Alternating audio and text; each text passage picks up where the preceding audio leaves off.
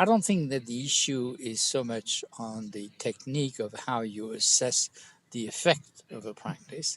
It's more on the kind of data that you need to have in order to be able to do that. For example, in Spain, the competition authority can give an opinion to the court on the how it sees, how it assesses the economic expertise which are presented in front of the court. So it helps the court understand what makes sense, what doesn't make as much sense, and so on and so forth.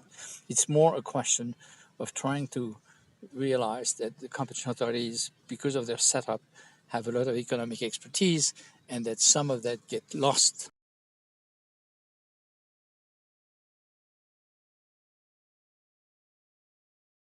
I, First of all, I don't know that it is difficult. I think that there are lots of things that are not terribly clear because there are many different processes to get damages. If we think about damages, we have to think about the legal context, the general legal context of damages. There's no reason why there should be a specific legal context for damages from antitrust or from competition.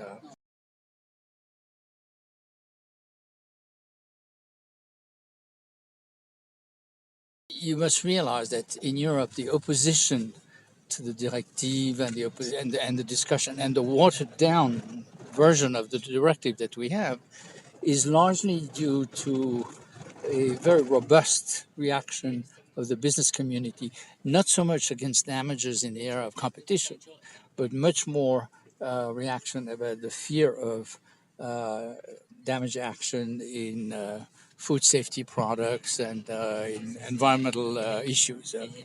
Had it been a separate issue from any other kind of damages, I'm sure that the directive would have been much stronger than it is.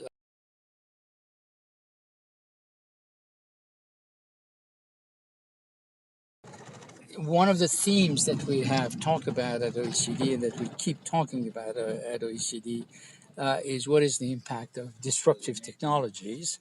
And when we looked at the competition issue that were raised, one of them, of course, the one which was the most easily picked up by the competition authorities of the competition committee, was the attempt by whoever felt aggravated by those disruptive technology to pass protectionist regulations that would work against the public interest but to work in favor of their own interest. We tended to think of a wide definition of disruptive technology that destroy an existing business model and replace it by something else. But in those cases, what happens very often is that the traditional tools of economic analysis are not so useful. We need to adapt our instruments to those situations and to see when we can use the traditional instruments, what are the limits, is there something else that we can do? And this work has not has not come to fruition yet. There's still work to do.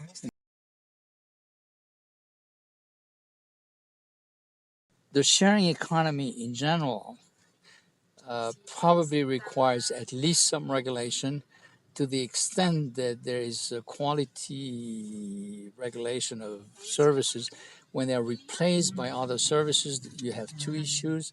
One of them is one of competitive neutrality. How come you allow people who do things which are similar but without the same standards? And the second one may be just a question of protection of the health of consumers.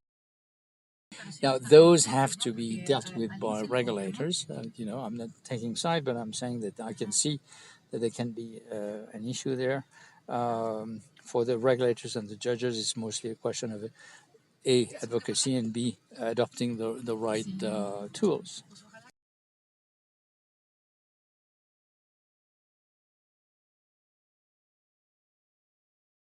Well, the challenges are to try to transform what is a brilliant idea to make it operational. And for this, there's a need to be clear on what we call a two-sided market and not not to fall into the trap of saying, well, if there's any kind of interdependence, then it is a two-sided market, because that's applying the concept a bit loosely.